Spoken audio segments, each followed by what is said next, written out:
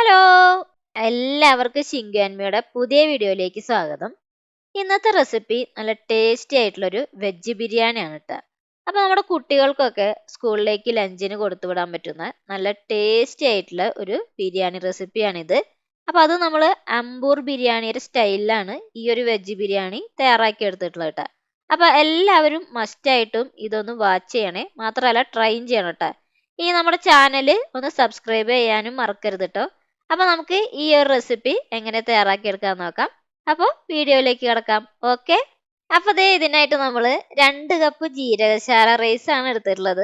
അതും 250 ml കപ്പിൽ 2 cup.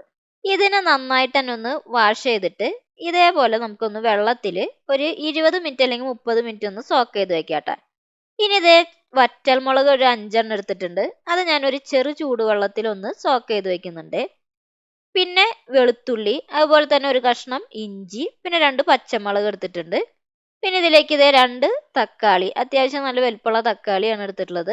അത് നമുക്ക് ഇതേപോലെ ഒരു മിക്സിയുടെ ജാറിലേക്ക് ഒന്ന് ഇട്ട് കൊടുത്തിട്ട് നന്നായിട്ടൊന്ന് അരച്ചെടുക്കാട്ടോ.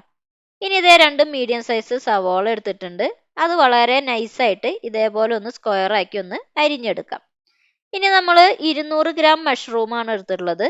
അതും ഇതേപോലെ ഒന്ന് അരിഞ്ഞ് മാറ്റി വെക്കുന്നുണ്ട് ട്ടോ. ഇനി ഇതേ ഒരു പാത്രത്തിലേക്ക് ഓയിൽ ഒഴിച്ചു കൊടുക്കുന്നുണ്ട്. അപ്പോൾ ഞാനിവിടെ ഒരു 5 ടേബിൾ സ്പൂൺ ഓയിലാണ് കേട്ടോ ഒഴിച്ചു കൊടുത്തിട്ടുള്ളത്. ഇനി ഇതിലേക്ക് നമുക്ക് ആദ്യം തന്നെ കുറച്ച് സ്പൈസസ് ഇട്ട് കൊടുക്കാം. അപ്പോൾ ബേ ലീഫ്, പട്ട, ഗ്രാമ്പു, ഏലക്കായ, തക്കോലം ഇതൊക്കെ നമ്മൾ ഇട്ട് കൊടുക്കുന്നുണ്ട്. പിന്നെ കുരുമുളക് ഇട്ടിട്ടുണ്ട് കേട്ടോ കുറച്ച്. പിന്നെ അതേ ഇതിലേക്ക് ഒന്ന് സവോള ഇട്ട് കൊടുക്കുന്നുണ്ട്. ഇതും ഇട്ടിട്ട് ഇതിനൊന്ന് വഴറ്റിയെടുക്കുകയാണ് ചെയ്യുന്നത്. അപ്പം ഞാനിത് ഇതൊന്ന് മിക്സ് ചെയ്തതിന് ശേഷം ഇതിലേക്ക് കുറച്ച് ഇഞ്ചി വെളുത്തുള്ളി പേസ്റ്റ് ഒന്ന് ആഡ് ചെയ്ത് കൊടുക്കുന്നുണ്ട്. അതുപോലെ തന്നെ 2 പച്ചമുളകും കൂടി ഇട്ട് കൊടുത്തിട്ട് ഇതിനെ നന്നായിട്ട് തന്നെ ഒന്ന് വഴറ്റിയെടുക്കാം കേട്ടോ. അപ്പോൾ എപ്പോഴും സവോളയൊക്കെ നല്ല രീതിയിൽ തന്നെ ബ്രൗൺ നിറമാവുന്നത് വരെ നമ്മളൊന്ന് വഴറ്റിയെടുക്കണം. അപ്പോൾ ഇതൊക്കെ കളറൊക്കെ മാറി നന്നായിട്ട് തന്നെ വഴഞ്ഞു വന്നിട്ടുണ്ട്. ഇനി ഇതിലേക്ക് നമുക്ക് അരച്ച് വെച്ചിരിക്കുന്ന തക്കാളി ഉണ്ടല്ലോ അതൊന്ന് ഇട്ട് കൊടുക്കാം. അതും കൂടി ഇട്ടിട്ട് ഇതിനെ നന്നായിട്ട് തന്നെ ഒന്ന് മിക്സ് ചെയ്തെടുക്കാം. അപ്പോൾ ഈ തക്കാളിയൊക്കെ എപ്പോഴും അതിൻ്റെ പച്ചമണം മാറുന്നത് വരെ നമ്മൾ വഴറ്റിയെടുക്കണം. അപ്പം അതിന് മുന്നായിട്ട് ഇതിലേക്ക് കുറച്ച് പുതിനയിലയും അതുപോലെ തന്നെ മല്ലിയിലയും കൂടി ചേർത്ത് കൊടുത്തിട്ട് വീണ്ടും ഇതിനെ നന്നായിട്ട് തന്നെ ഒന്ന് മിക്സ് ചെയ്തെടുക്കുകയാണ് ചെയ്യുന്നത്. അങ്ങനെ ഈ തക്കാളിയിലേക്ക് ഇനി നമുക്കുണ്ടല്ലോ നമ്മൾ നേരത്തെ സോക്ക് ചെയ്ത് വെച്ചിട്ടുള്ള വറ്റൽമുളക് ഉണ്ടല്ലോ അത് ഞാനൊരു മിക്സിയുടെ ജാറിലേക്ക് അടിച്ചെടുത്തിട്ടുണ്ട്. അതും കൂടി ഇതിലേക്ക് ചേർത്തിട്ട് നന്നായിട്ട് തന്നെ ഒന്ന് മിക്സ് ചെയ്യുക. അപ്പോൾ ഈ തക്കാളിയുടെയും അതുപോലെ തന്നെ ഈ മുളകിൻ്റെയും ഒക്കെ പച്ചമണം മാറുന്നത് വരെ നമ്മളൊന്ന് വഴറ്റിയെടുക്കണം.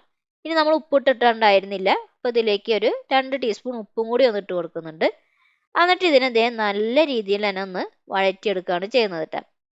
അങ്ങനെ ഇതിൻ്റെ പച്ചമണമൊക്കെ മാറി വന്നതിന് ശേഷമാണ് ഇതിലേക്ക് മഷ്റൂം ചേർത്ത് കൊടുക്കുന്നത്. അപ്പോൾ 200 ഗ്രാം മഷ്റൂമാണ് നമ്മൾ എടുത്തിട്ടുള്ളതെന്ന് പറഞ്ഞു. അപ്പോൾ അതും കൂടി ഇതിലേക്കൊന്ന് ഇട്ട് കൊടുക്കാം. ഇനി മഷ്റൂമും കൂടി ഇട്ടിട്ട് ഇതിനെ നന്നായിട്ട് തന്നെ ഒന്ന് മിക്സ് ചെയ്തെടുക്കാം കേട്ടോ. അങ്ങനെ ഇത് അത്യാവശ്യം നല്ല രീതിയിൽ തന്നെ ഒന്ന് മിക്സ് ചെയ്തതിന് ശേഷം ഇതിലേക്ക് ഒരു 1/2 കപ്പ് തൈര് ഒഴിച്ചു കൊടുക്കുന്നുണ്ട്. അപ്പോൾ ഇതൊരു അത്യാവശ്യം പുളിയുള്ള ഒരു തൈരാണ്. അപ്പോൾ അതും കൂടി ഇതിലേക്ക് ഒന്ന് ചേർത്ത് കൊടുക്കുന്നുണ്ട്. അതിന് ശേഷം ഉണ്ടല്ലോ ഇതിനെ നമുക്കൊന്ന് അടച്ചു വെച്ചിട്ടൊന്ന് വേവിച്ചെടുക്കാം. അപ്പോൾ ഒരു 10 മിനിറ്റ് ഒന്ന് നമുക്കൊന്ന് ഇതിനെ വേവിച്ചെടുത്തതിന് ശേഷം ഉണ്ടല്ലോ ഇതിലേക്ക് ഇനി നമുക്ക് റൈസ് ഇട്ട് കൊടുക്കാം. അപ്പോൾ നമ്മൾ സോക്ക് ചെയ്ത് വെച്ചിട്ടുള്ള റൈസ് വെള്ളമൊക്കെ കളഞ്ഞതിന് ശേഷം ഇതിലേക്ക് ഒന്ന് ഇട്ട് കൊടുക്കുകയാണ് ചെയ്യുന്നത് കേട്ടോ. അങ്ങനെ ഈ റൈസ് അല്ലാതെ ഇതിലേക്ക് ഇട്ടതിന് ശേഷം ഇതിനൊന്ന് മിക്സ് ചെയ്തെടുക്കാം. അതിന് കഴിഞ്ഞിട്ട് ഇതിലേക്ക് നമുക്ക് ചൂടുവെള്ളം ചേർത്ത് കൊടുക്കണം. അപ്പോൾ ഞാനിവിടെ 1 കപ്പിന് ഒരു 1.5 കപ്പ് ചൂടുവെള്ളമാണ് ഒഴിച്ചു കൊടുക്കുന്നത് കേട്ടോ. അതായത് 1 കപ്പ് റൈസിന് 1.5 കപ്പ് വെള്ളം, അങ്ങനെ 3 കപ്പാണ് ഇതിലേക്ക് ചേർത്ത് കൊടുത്തിട്ടുള്ളത്. അതും കൂടിയും ചേർത്തിട്ട് ഇതിനൊന്ന് മിക്സ് ചെയ്തെടുക്കുന്നുണ്ട്. മാത്രമല്ല ഞാൻ ഉപ്പൊക്കെ ഒന്ന് നോക്കിയപ്പോൾ ഉപ്പിൻ്റെ കുറച്ച് കുറവും കൂടി ഉണ്ട്. അപ്പോൾ ഇതിലേക്ക് നമുക്ക് കുറച്ച് ഉപ്പും കൂടി ഒന്ന് ചേർത്ത് കൊടുക്കുന്നുണ്ട്. അപ്പോൾ ഉപ്പൊക്കെ നിങ്ങളുടെ ടേസ്റ്റിനനുസരിച്ച് നമ്മളൊന്ന് ചേർത്ത് കൊടുക്കാം കേട്ടോ. എന്നിട്ട് ഇതിനെ നമുക്കൊന്ന് അടച്ചു വെച്ചിട്ടൊന്ന് വേവിച്ചെടുക്കാം.